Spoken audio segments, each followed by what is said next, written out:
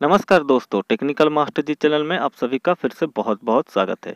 आज का वीडियो मैं आपके लिए लेकर आया हूं जो हीरो ग्लैमर का डिजिटल मीटर होता है उसी के ऊपर। तो ये मीटर ख़राब हुआ था अंदर पानी जाने की वजह से, तो काफ़ी सारा दरार भी आ चुका है। इसका जो फ्रंट ग्लास है आप देख सकते हैं, इसके ज़रिए भी पानी अंदर घुसा होगा। और ये जो कैप है, जो सॉकेट जिसमें लगता है ये वाला, यहाँ पर भी एक रबर कैप लगता है, उसके वजह से भी पानी अंदर घुसा होगा। तो पानी घुसने की वजह से देख सकते हैं आप, ये जो बोल्ट है, स्क्रू है, ये सड़ के निकल चुका है। 2 स्क्रू, ये वाला भी, और उसके साइड में भी वो टूट के निकल गया। बाकी सारा स्क्रू को हम लोग खोलेंगे और अंदर का हाल कैसा है मैं आपको दिखाऊंगा। और वीडियो शुरू करने से पहले वीडियो को लाइक और चैनल को सब्सक्राइब, जो नए भाई लोग देख रहे हैं वो चैनल को सब्सक्राइब जरूर कर लें, क्योंकि इस टाइप का वीडियो मैं आपके लिए लेके आता हूँ।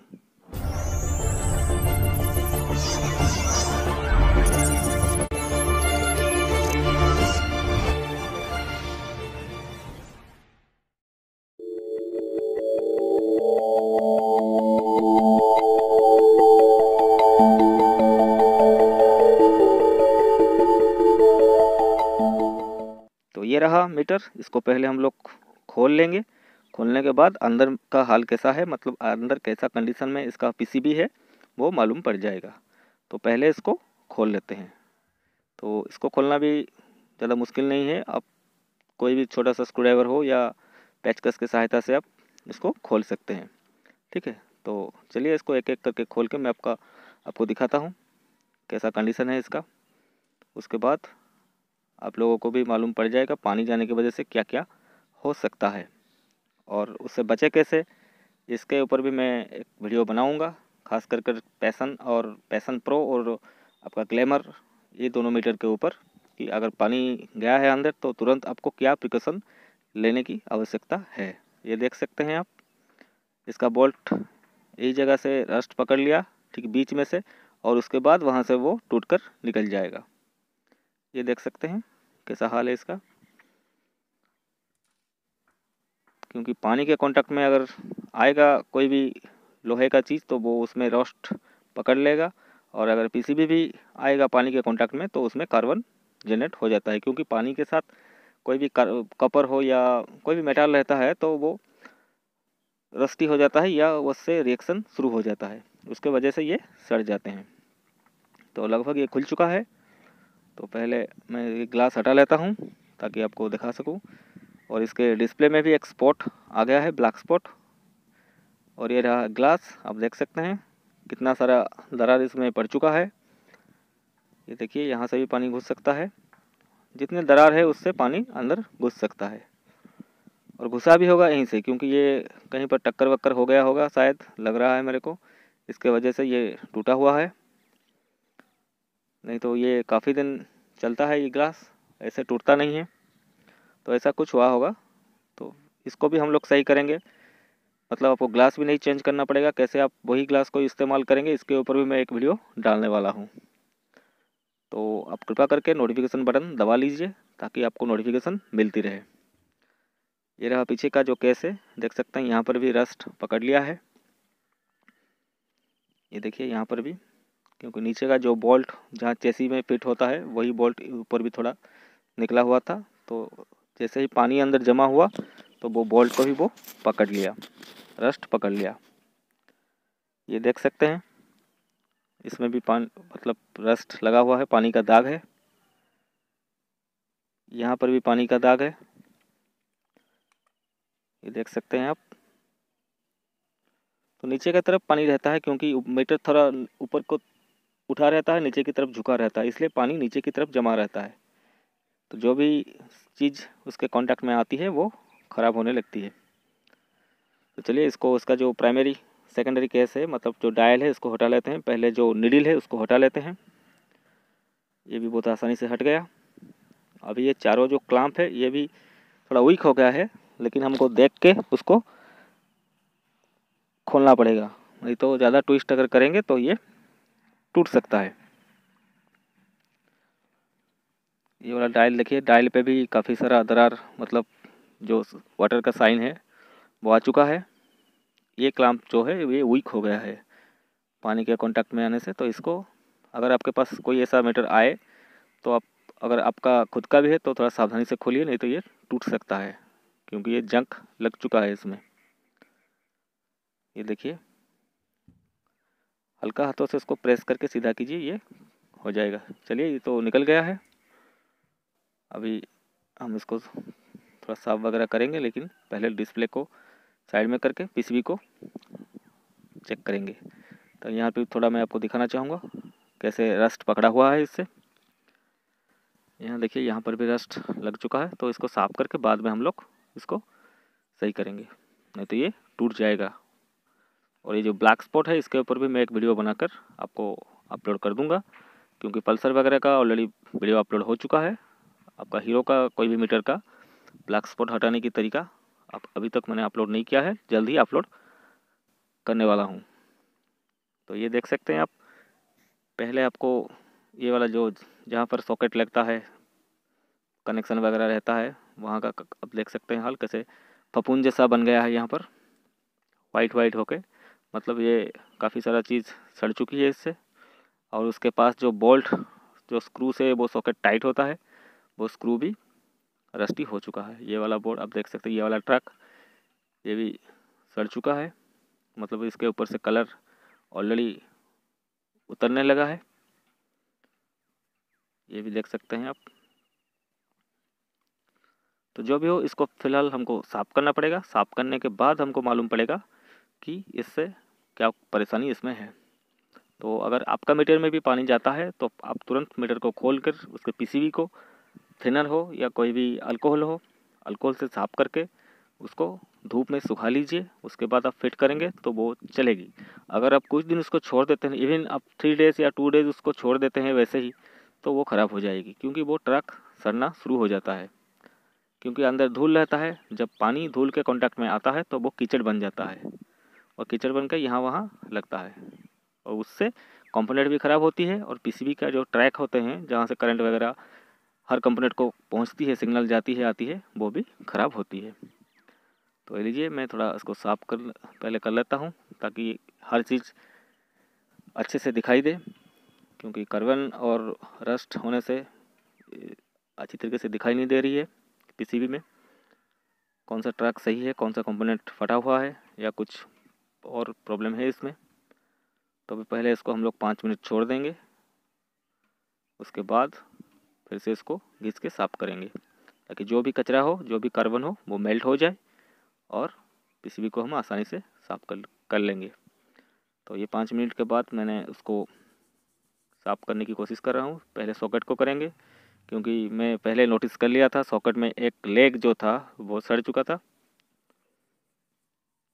तो उसको पहले हम लोग निकाल लेंगे,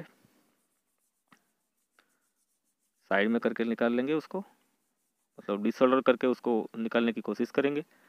उसके बाद हम देखेंगे कि दूसरे जो लेग है वो सही है या उसमें भी कुछ परेशानी है। आप देखेंगे कॉपर का वायर में अगर पानी जाता है या पानी लगता है, वो ग्रीन ग्रीन हो जाता है, मतलब वो सड़ने शुरू हो जाता है। कोई भी कॉपर हो या आपका ब्रास का, मेटल का कोई चीज़ अगर हो, उसमें अगर करंट फ्लो होता है तो उसमें अगर पानी जाता है तो वो कुछ दिन बाद आप देखेंगे तो उसमें ग्रीन ग्रीन जैसा फफूंद जैसा लग जाता है और वो सड़ जाती है। तो ये देख सकते हैं आप, इसका जो कलर है वो उठ रहा है वहाँ से। ये देखिए, मैं इसको सोल्डर करने की कोशिश कर रहा हूँ, लेकिन सोल्डर पकड़ नहीं रही है, क्योंकि ये काफ़ी पुरानी हो चुकी है। ये जो पानी इस पर लगा था, इसको सड़ा कर ये काफ़ी पुराना हो गया है, मतलब काफ़ी दिनों से ये पानी के कांटेक्ट में रहा है, इसके वजह से ये सोल्डर भी नहीं पकड़ रहा है। ये देखिए, तो इसको अच्छी तरीके से साफ़ करने के बाद सोल्डर पकड़ सकता है, और इसको हम निकाल कर इसका जो लेग है उसको सोल्डर कर सकते हैं। कोई अलग सा पिन वगैरह उसको सोल्डर करके आप देखेंगे, मैं दिखाने की कोशिश आपको करता हूँ। वो जो ग्रीन, ये देखिए, ये वाला देखिए आप, ये ग्रीन हो गया है, मतलब ये सड़ चुका है। अगर मैं स्क्रूड्राइवर से इसको थोड़ा प्रेस करूँगा तो ये टूट जाएगा, मतलब ये ख़राब हो चुका है। तो ये पिन को हम लोगों को बदलना पड़ेगा। तो थोड़ा साफ़ करके पहले मैं आपको दिखाने की कोशिश करता हूँ। तो दोनों साइड को साफ़ करने के बाद ये मालूम पड़ेगा। अगर सड़ गया होगा तो हमको रिप्लेस करना पड़ेगा, नहीं तो ये अगर ऐसा ही आप लगा देंगे तो जार्क में गाड़ी जब जार्क होगा वो टूट के निकल जाएगा और कोई फंक्शन इससे हानि पहुंच सकता है, मतलब कोई फंक्शन काम नहीं करेगा। तो ये साफ़ हो गया है। साफ़ होने के बाद आप देख सकते हैं। तो पहले हम ये सब चारों चीज़ों को, ये जो SCR होता है, पावर IC, ये पावर IC है, प्रोसेसर है, ये एक छोटा सा पावर मैनेजमेंट IC है, इसको हम लोग पहले चेक कर लेंगे इस सब चीज़ को। ये सही है कि कोई इससे मतलब ख़राब है, इनमें से कोई ख़राब है। और ये कैपेसिटर को भी हम लोग चेक करेंगे, क्योंकि अगर पानी के कांटेक्ट में आता है तो कैपेसिटर भी कई बार शॉर्ट हो जाते हैं। तो पहले हम ये सब चीज़ को चेक कर लेंगे। ये मैंने सॉकेट इसका निकाल लिया है, आप देख सकते हैं। ये वाला ये जो लेग है ये सड़कर टूट गया, जो मैं पहले आपको दिखा रहा था ग्रीन जैसा हो गया था, वो सड़कर निकल गया। मैं आपको दिखाता हूँ खोलकर। ये देखिए, थोड़ा स्क्रू को खोलना पड़ेगा।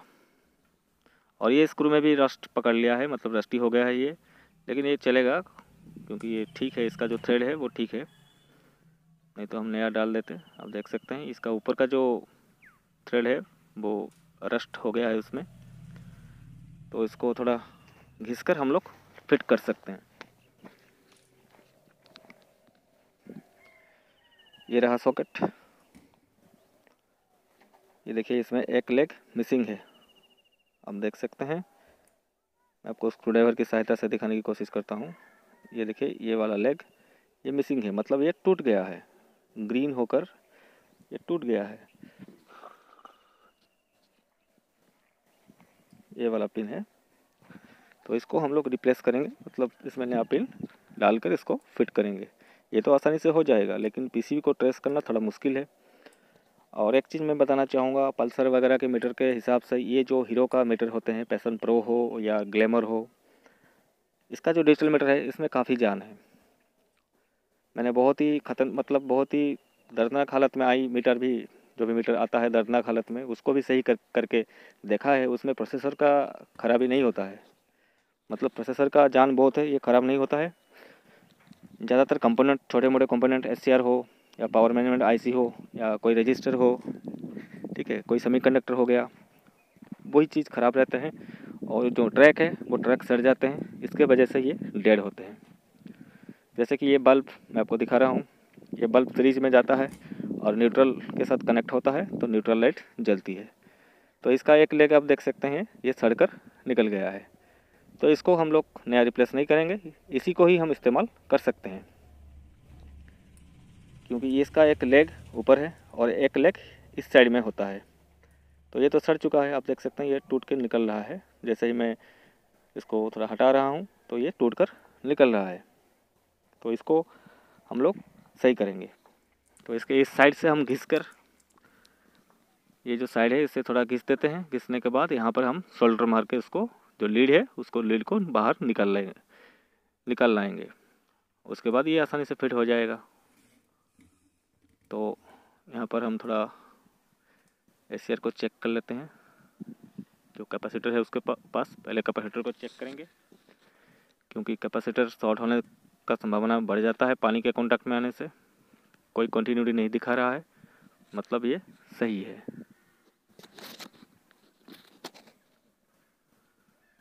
फिर इसको हम लोग चेक करेंगे, ये वाला कैपेसिटर को। आप देखिए मीटर की तरफ, यहाँ पर भी कोई कंटिन्यूटी नहीं दिखा रहा है, मतलब ये भी सही है। एक बार कंटिन्यूटी पोलैरिटी चेंज करके भी आप लोग देख सकते हैं। ये देखिए, ये 500 के आसपास है, क्योंकि पोलैरिटी उल्टा है तो इसके वजह से ये 500 के आसपास आ रहा है, तो ये सही है। अभी इसको भी मैं चेक करके आपको दिखाता हूँ। ये देखिए, ये भी बिल्कुल सही है। फिर भी पोलैरिटी एक बार उल्टा करके चेक कर लीजिए, ताकि कोई डाउट मन में ना रहे, ठीक है। तो ये वाला को मैं पोलैरिटी उल्टा करके आपको दिखा रहा हूँ। ये देखिए 500 के आसपास, मतलब ये सही है, ये दोनों सही है, ये भी सही है। अभी सीधे हम जाएंगे SCR के ऊपर, जो मेन पावर मैनेजमेंट IC होता है SCR, इसको थायरिस्टर भी बोलते हैं। तो उसको भी हम लोग चेक कर लेते हैं। तो ये भी सही है, शॉर्टेज नहीं है। और पोलैरिटी उल्टा करने से ये 500 के आसपास आएगा। मैं हर वीडियो में बोलता हूँ, जो भी मीटर का वीडियो अपलोड करता हूँ, अगर 500 के आसपास ये दिखाता है या 500 के ऊपर दिखाता है तो समझ लीजिए ये सही है। ये भी बिल्कुल सही है, कोई शॉर्टेज नहीं है। यहाँ पर आपको 500 मिलना ज़रूरी है। जो भी रेजिस्टेंस बनेगा वो 500 आपको मीटर में दिखाना चाहिए। तो ये 500 के आसपास आ गया। अभी हम दूसरा जाएंगे। ये पावर मैनेजमेंट IC होता है और आपका मेमोरी IC भी होता है। मतलब ये मेमोरी को भी स्टोर करता है और 5 वोल्ट जनरेट करता है। किसके लिए? आपका जो ट्रिप बटन है उसके लिए 5 वोल्ट जनरेट करता है। यहीं से 5 वोल्ट बनकर जाती है ट्रिप बटन को। आप देख सकते हैं पास ही में ट्रिप बटन है। तो इसका पोल में भी 500 के आसपास आएगा रीडिंग, 500 के ऊपर और 500 के आसपास। तो आप समझ लीजिएगा कि सही है। ये देखिए, इसमें कोई शॉर्टिंग नहीं है। अगर शॉर्टिंग होता तो ये बिप करता और रेजिस्टेंस 2, 3, 4 ऐसा दिखाता मीटर में। तो आप समझ लीजिएगा कि ये कट चुका है या ख़राब हो चुका है। ये भी देख सकते हैं, इस साइड में भी सही है। ये भी, इसमें भी कोई परेशानी नहीं है। अब ये छोटा सा IC को, जो पावर मैनेजमेंट IC है, इसको हम देखेंगे इसका लेग। इसमें भी 500 के आसपास आना चाहिए। ये देखिए 500 समथिंग दिखा रहा है। और ये रहा इसका कॉमन पॉइंट, जिसके वजह से ये बिप कर रहा है, क्योंकि ये ग्राउंड के साथ कनेक्टेड है और ये 500 के आसपास आ रहा है। और इस साइड में कोई रेजिस्टेंस नहीं दिखाएगा क्योंकि ये आउटपुट है। तो फिर भी हम लोग चेक करेंगे कि कहीं शॉर्टेज नहीं है। तो अगर शॉर्टेज होता तो ये बीप का साउंड आता और आपको शॉर्टिंग मालूम पड़ जाता। तो ये भी सही है। तो अभी ये तीनों जो मेन पार्ट होता है मीटर का, ये सारे चीज़ ओके है। तो हमको अभी रेजिस्टेंस और जो स्विचिंग ट्रांजिस्टर होते हैं उसको चेक करना बाकी है। क्योंकि ये अगर सही है तो खराबी वो चीज़ों में, जो छोटे छोटे चीज़ है, ये सब चीज़ यहाँ खराबी रहती है। तो इसको ट्रेस करना थोड़ा टाइम का बात है। आप थोड़ा टाइम लेके इसको सही कीजिए तो आसानी से हो जाएगा। थोड़ा जल्दबाजी करेंगे तो आप कभी भी नहीं कर पाएंगे और ये ख़राब भी हो सकता है। ठीक है। तो मैं पहले ही डाउट कर लिया था इस चीज़ को, क्योंकि इसका एक लेग टूटा हुआ था, सड़ चुका था। मतलब आप देख सकते हैं ये कंटिन्यूटी में आ रहा है। और इसके पास 2 रजिस्टर लगे होते हैं। 333 लिखा होता है इसका। ये 333 मतलब आपका जनरल रजिस्टर होगा 33 किलो ओम्स, 33 किलो ओम्स होगा। और असेंबली में है 333, मतलब 333। और जनरल रजिस्टर होगा 33 किलो ओम्स। तो ये एक स्विचिंग ट्रांजिस्टर है। ये मीटर को स्टार्ट करती है। जब अब उसमें पावर देते हैं तो ये जो ट्रांजिस्टर है, इसका एक लेग सड़ चुका है पानी की वजह से। तो इसको हम लोगों को, ये तीनों चीज़ को हम लोगों को रिप्लेस करना पड़ेगा। आप देख सकते हैं, आपको थोड़ा क्लोज व्यू में दिखाने की कोशिश कर रहा हूँ। ये देखिए, ये शॉर्ट हो गया, ब्लैक भी हो गया है। और शायद ये शॉर्ट सर्किट की वजह से, जब पानी इसके अंदर गया होगा तो शॉर्ट सर्किट की वजह से इसका लेग उड़ गया है, नहीं तो ये सड़ कर निकल गया है। ये दोनों चीज़, ये हिल भी रहा है, आप देख सकते हैं थोड़ा बहुत हिल भी रहा है। मतलब इसका जो बेस है वो भी कट चुका है। और ये 2 रजिस्टर, इसको भी हमको रिप्लेस करना पड़ेगा, क्योंकि इसमें भी कोई कंटिन्यूटी या हमको कुछ रीडिंग नहीं मिला। तो चलिए पहले कंपोनेंट क्या क्या रिप्लेस करना है मैं आपको दिखा देता हूँ। जो नया वाला कंपोनेंट है, पहले इसको निकाल लेंगे। और निकालने के लिए कोई ज़्यादा मुश्किल नहीं है। आप जनरल सोल्डरिंग जो आयरन होता है उसका इस्तेमाल कर सकते हैं, और बिठाने के लिए भी आप इस्तेमाल कर सकते हैं। क्योंकि अगर पास में और भी कोई असेंबली होता तो आपको जो हॉट गन है उसका ज़रूरत पड़ता, नहीं तो आप जनरल सोल्डरिंग आयरन से आप ये काम ले सकते हैं। तो ये देखिए, ये आपको नंबर शायद दिखाई ना दे रहा हो। तो ये है AKR17। ठीक है, इसके बदले में मैं क्या लगाऊंगा मैं आपको बताऊंगा इस वीडियो में। तो बने रहिए वीडियो में मेरे साथ। ये है AKR17, ठीक है। आप देख सकते हैं AKR17 इसमें लिखा दिख रहा होगा शायद, क्योंकि बहुत छोटा कंपोनेंट है तो मोबाइल कैमरे में इतना फोकस कर पाना मुश्किल है। तो इसके वजह से मैं आपको दिखाने की बहुत कोशिश कर रहा हूँ, लेकिन ये आ नहीं रहा है इसका नंबर। फिर भी मैं क्लोज व्यू देने की कोशिश आपको कर रहा हूँ। इसका नंबर है AKR17। फिर से मैं बोल रहा हूँ AKR17, ठीक है। इसके बदले में मैं क्या लगाऊंगा मैं आपको बताऊंगा। और जो रजिस्टर है और जो 33 लिखा हुआ है इसमें, 333 जो लिखा हुआ है, उसके बदले में आप 333 SMD का इस्तेमाल भी कर सकते हैं। नहीं तो आपके पास अगर वो नहीं है, अब जनरल रजिस्टर है, वो जनरल रजिस्टर आप 33 किलो ओम्स यानी 33 किलो ओम्स का इस्तेमाल कर सकते हैं। तो चलिए इसको वही हटा लेते हैं, पुराने वाले को। ये लीजिए आसानी से हट गया है, क्योंकि इसका जो लेग है वो सड़ चुका था। इसका दोनों पॉइंट ख़राब हो चुके हैं पानी के कांटेक्ट में आकर। ये देख सकते हैं, ये आपको थोड़ा क्लियर शायद दिखाई दे रहा हो, 333 लिखा होगा इसमें। ये देखिए 333 लिखा होगा शायद। हाँ, ये वाला थोड़ा घिस के मैं आपको दिखा रहा हूँ।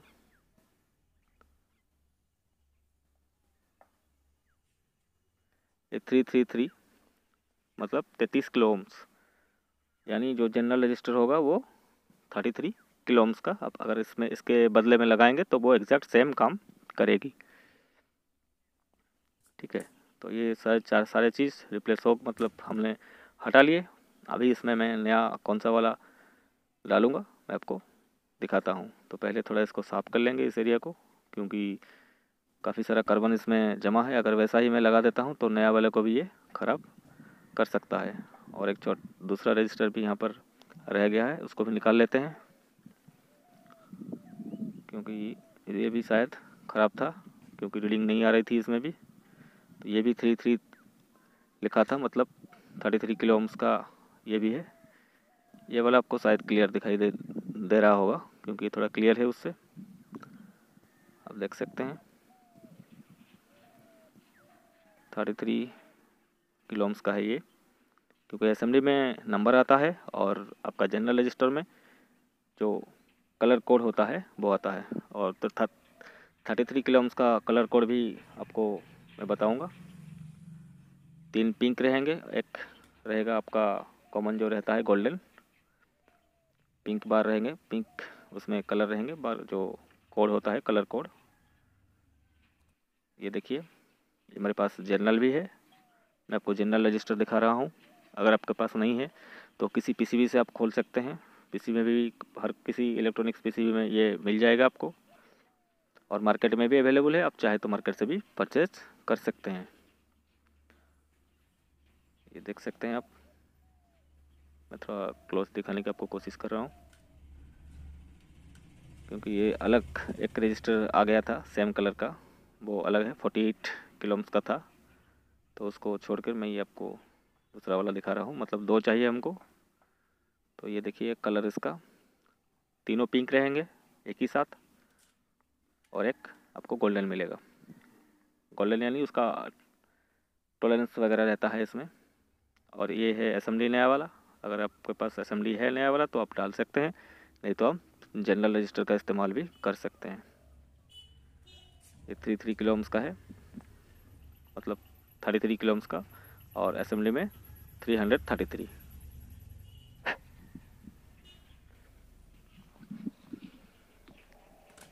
ये रहा जो कंपोनेंट हम चेंज करने वाले हैं, ये सारे कंपोनेंट मैंने आपको दिखा दिए। अभी ये जो कंपोनेंट को लगाकर मैं आपको दिखाऊंगा कि ये मीटर काम कर रहा है कि नहीं काम कर रहा है। तो चलिए इसको पहले फिट कर लेते हैं, उसके बाद मैं आपको दिखाता हूँ। तो ये रहा जो बल्ब, कटा हुआ बल्ब था जिसमें कंटिन्यूटी नहीं आ रही थी, अभी आप देख सकते हैं इसमें कंटिन्यूटी आ जाएगी, क्योंकि इसका जो पोल सड़ गया था पानी की वजह से, इसको मैंने अंदर से सोल्डर करके एक वायर निकाल के उस साइड में रख दिया है। ताकि मैं इसको बोर्ड के साथ डायरेक्ट सोल्डर मार सकूं। तो ये देखिए ये कंटिन्यूटी आ रही, मतलब ये बल्ब काम कर रहा है। जो सड़ गया था साइड में इसका लेग वो सही से काम कर रहा है।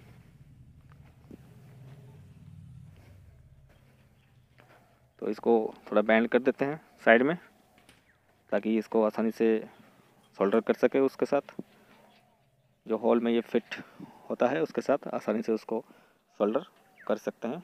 तो ये लीजिए, इसको थोड़ा ट्विस्ट करने से ये जो पॉइंट है वो मिल जाते हैं आपस में और ये कनेक्ट हो जाता है। ये नया भी मिलता है, चाहे तो आप रिप्लेस करवा सकते हैं, लेकिन मेरे पास अभी फ़िलहाल है नहीं, तो मैं इसी का इस्तेमाल कर रहा हूँ। और ये भी कुछ ज़्यादा परेशानी नहीं करेगा, टिका रहेगा, क्योंकि इसको सोल्डर मार दिया है मैंने अंदर से, ताकि ये नया जैसा हो जाए और फंक्शन भी वैसा ये करेगा। तो ये लगभग हो चुका है इसका काम।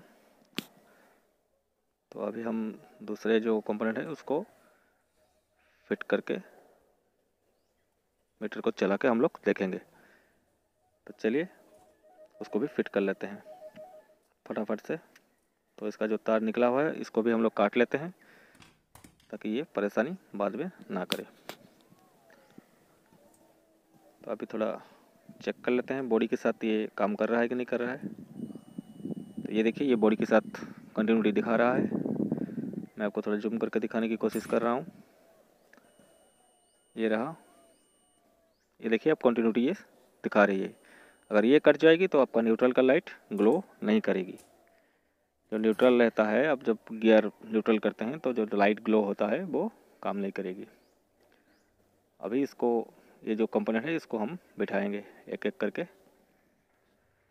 और कैसे इसको जोड़ना है मैं आपको दिखाऊंगा। तो ये रहा वो नया वाला आईसी जो मैं इस्तेमाल कर रहा हूँ, वो था AKR17। ये है AYLR है, ये देख सकते हैं आप। ये AKR था, ये वो कोई मतलब नहीं है, लेकिन लास्ट में जो नंबर है 17 वो मैच करना ज़रूरी है, नहीं तो ये ख़राब हो सकता है। इसमें भी 17 है, AKR17 लिखा हुआ है, इसमें ALYR लिखा है, ठीक है, लेकिन 17 भी इसके साथ ये लिखा हुआ है। ये बहुत छोटे छोटे होते हैं, इसलिए मोबाइल में जूम करके दिखा पाना थोड़ा मुश्किल रहता है। तो इसका जैसे लेग टूटा हुआ है, इसके वजह से ये परेशानी कर रहा था। वो मालूम ही नहीं पड़ेगा किसी को, क्योंकि वो जगह जिस जगह में वो फिट था वो ब्लैक ब्लैक हो चुका था। अगर बोर्ड को आप अच्छी तरीके से साफ़ नहीं करेंगे तो ये परेशानी होती रहेगी। तो इसमें 2 जंपर भी मैंने यूज किया, क्योंकि वो ट्रैक जो था वो सड़कर गल गया था। तो इसलिए यहाँ से एक जंपर मुझे यहाँ करना पड़ा, क्योंकि यहाँ तक वोल्टेज नहीं पहुँच रहा था। ये रहा एक वोल्टेज यहाँ पर, और ये रहा दूसरा वोल्टेज, स्विचिंग वोल्टेज। ये अगर नहीं आएगा वोल्टेज तो मीटर कभी भी ऑन नहीं होगा, ठीक है। ये दोनों जो रजिस्टर है वो सीरीज़ में लगे रहेंगे, एक के पीछे एक, और वो करंट लेंगे कहाँ से, जो स्विचिंग ट्रांजिस्टर होता है वो आईसी के थ्रू जो प्रोसेसर उसको सिग्नल भेजेगा, वो सिग्नल की वजह से ये जो 12 वोल्ट है इसको ये ऑन करते हैं, उसके वजह से मीटर ऑन हो जाता है। और ये एलईडी भी ख़राब था, इसको भी मैंने रिप्लेस किया, और ये ऑरेंज कलर का था, मैंने ब्लू कलर का लगा दिया, क्योंकि ऑरेंज कलर का मेरे पास अवेलेबल नहीं था। और ये रहा कंपोनेंट, जो कंपोनेंट मैंने रिप्लेस किए, आपको पूरे वीडियो में भी मैंने दिखाया क्या क्या कंपोनेंट मैंने खोला था। तो फिर से आपको एक बार दिखा देता हूँ। ये देखिए ये 2 रजिस्टर है, 333 यानी जनरल रजिस्टर होगा 33 किलो ओम्स का, और एक पावर स्विचिंग ट्रांजिस्टर है छोटा सा, इसका नंबर था AKR17 और मैंने रिप्लेस किया LYR17, ठीक है, और एक एलईडी। तो इतने कंपोनेंट रिप्लेस करने के बाद ये मीटर चलता है या नहीं चलता है, अभी हम लोग इसको टेस्ट करके देखेंगे। और 2 जंपर भी मैंने इसमें किया है, क्योंकि वो ट्रैक सड़ गए थे, उसमें वोल्टेज नहीं मिल रही थी, एक सेक्शन से दूसरे सेक्शन को वोल्टेज नहीं मिल रही थी, इसके वजह से मुझे जंपर करना पड़ा। तो ओवरऑल इसका काम कंप्लीट हुआ। अभी हम लोग देखेंगे मीटर को टेस्ट करके। आपने देख लिया कितना कंपोनेंट इसमें रिप्लेस हुआ। अभी आप देख सकते हैं ये जो लाइटें हैं ये ग्लो कर रही है, ठीक है। एक दो एलईडी शायद लूज है, इसके वजह से ये ग्लो नहीं कर रही है, लेकिन इसको सोल्डर मारने से फिर से ये ग्लो करेगी। तो लीजिए, मैंने सोल्डर मार दिया है। अभी आप देख सकते हैं, मैं आपको दिखाने की कोशिश कर रहा हूँ। ये देखिए, ये दोनों लाइट जल रही है। जो डिस्प्ले का लाइट था वो ऑरेंज कलर का था और इसमें ये ब्लू कलर का जल रहा है। तो अभी भी थोड़ा लूज़ है, कहीं पर शायद वायर वगैरह लूज है, जिसकी वजह से ये लाइट ऑन ऑफ हो रही है। तो फिर से मैं सेट करके आपको दिखाने की कोशिश करता हूँ। तो लीजिए, ये मीटर का जो नीडल है ये काम करने लगा है। फिर से मैं आपको दिखाने की कोशिश करता हूँ। ये देखिए, अभी हम लोग डिस्प्ले को चेक मतलब लगाने से पहले एक बार चेक कर लेते हैं कि डिस्प्ले का जो पॉइंट है वो पॉइंट में वोल्टेज हमको मिल रहा है कि नहीं मिल रहा है। अगर कम मिलेगा तो डिस्प्ले में आधा डिजिट आएगा। तो सारे वोल्टेज को हमको चेक करना पड़ेगा एक एक करके। कितना वोल्टेज रहता है वो आपको मैं दिखाऊंगा, क्योंकि अगले वीडियो में जो भी वीडियो मैंने अपलोड किया है उसमें वोल्टेज मैंने नहीं दिखाया था कितना वोल्टेज डिस्प्ले के सेक्शन में आता है एक एक लेग में। सॉरी। तो इसमें थोड़ा मतलब जो आपका डिजिटल मीटर है उसका सेटिंग आपको 20 वोल्ट डीसी पे करना पड़ेगा। तो लीजिए, मैं 20 वोल्ट डीसी पे इसको कर देता हूँ, क्योंकि ये 20 वोल्ट डीसी पे नहीं था, इसीलिए ये वोल्टेज शो नहीं कर रहा था। अभी आप देखेंगे 2 वोल्ट से ज़्यादा ये वोल्टेज दिखाएगी हर लेग में। 2.45 2.47 इतना वोल्टेज आपको अगर मिलता है तो आप समझ लीजिएगा कि डिस्प्ले ठीक से आपका काम करेगी। और ये एलईडी भी थोड़ा डिस्टर्ब कर रहा था, मतलब इसका सोल्डर ठीक से नहीं हुआ था, इसकी वजह से ये अप डाउन हो रहा था। तो ये रहे सारे वोल्टेज, आप देख सकते हैं सारे लेग में आपको 2.48 2.45 से ज़्यादा आपको मिलने चाहिए, तभी आप समझेंगे कि ये सही है। ऑलमोस्ट इसका काम कंप्लीट हुआ। अभी हम लोग इसको डिस्प्ले को लगा के फिट करके चेक करेंगे कि डिस्प्ले आ रहा है कि नहीं आ रहा है। तो चलिए डिस्प्ले को फिट करते, क्योंकि इसका डिस्प्ले फिट करने का मतलब ज़्यादा टाइम नहीं लगता है, जैसे पल्सर वगैरह का होता है। सारे लेग को आपको सोल्डर करना पड़ेगा, बहुत टाइम लेता है। तो ये आसानी से क्लैंप से फिट होता है। तो इसको चारों क्लैंप को हमको ट्विस्ट करने से ये डिस्प्ले बैठ जाता है, तो ज़्यादा टाइम नहीं लगेगा, हम फिट करके चेक कर सकते हैं। ये लीजिए, मैंने ट्विस्ट कर दिया इसको। अभी मैं आपको नीडल लगा लेता हूँ। और ये ब्लैक स्पॉट के ऊपर और जो ग्लास टूटा हुआ था, दरार था, उसके ऊपर मैं एक छोटा सा वीडियो बना के अपलोड करूँगा, क्योंकि आप वही ग्लास को इस्तेमाल कर सकते हैं और यही डिस्प्ले को आप साफ करके यूज कर सकते हैं। तो कैसे यूज करेंगे उसके ऊपर मैं बहुत जल्दी वीडियो डालने वाला हूँ। आप नोटिफिकेशन दबा के रखिए ताकि आपको नोटिफिकेशन मिलती रहे मैं जो भी वीडियो अपलोड आगे करूँगा। ये लीजिए, इसका फंक्शन पूरा ओके हो गया है। मैं आपको थोड़ा लाइट भी बंद करके दिखाऊँगा ताकि जो ब्लू लाइट है वो कैसा दिखाई दे रहा है, क्योंकि ज़्यादा लाइट में ये नहीं दिखाई देता, क्योंकि रूम में काफ़ी लाइट है। ये ब्लैक स्पॉट के ऊपर वीडियो मैं अपलोड ज़रूर करूँगा। ये आप देख सकते हैं 37,866 के आसपास ये गाड़ी चली हुई थी, तभी से मीटर बंद था। ये आप देख सकते हैं, थोड़ा डार्क करके मैं आपको दिखाने की कोशिश कर रहा हूँ। ये लीजिए थोड़ा क्लोज व्यू, ये आप देख सकते हैं 37,866 किलोमीटर। और ये जो पेट्रोल का सिग्नल अप डाउन हो रहा है, मैं हर वीडियो में बोलता हूँ, जब बाइक में ये मीटर फिट हो जाएगा तब इसको टंकी के नीचे जो सेंसर लगा होता है, सिग्नल जो फ्यूल गेज बोलते हैं जिसको, उससे ये कनेक्ट हो जाएगा, तब ये ठीक हो जाएगा। तो वीडियो कैसा लगा मुझे कमेंट में ज़रूर बताइएगा। अगर कोई मन में आपका डाउट है, कोई चीज़ आप समझ नहीं पाए, तो अगर उसके ऊपर भी आपके मन में डाउट है तो आप कमेंट से मुझे पूछ सकते हैं। हो सकता है थोड़ा टाइम लगे मुझे आपका रिप्लाई देने में, लेकिन मैं रिप्लाई ज़रूर करूँगा। तो इस वीडियो में बस इतना ही जानकारी मेरे पास थी। अगली बार आपसे फिर से मुलाकात होगी, उस टाइम के लिए नमस्ते। Thanks for watching. A like would be appreciated. And don't forget to subscribe.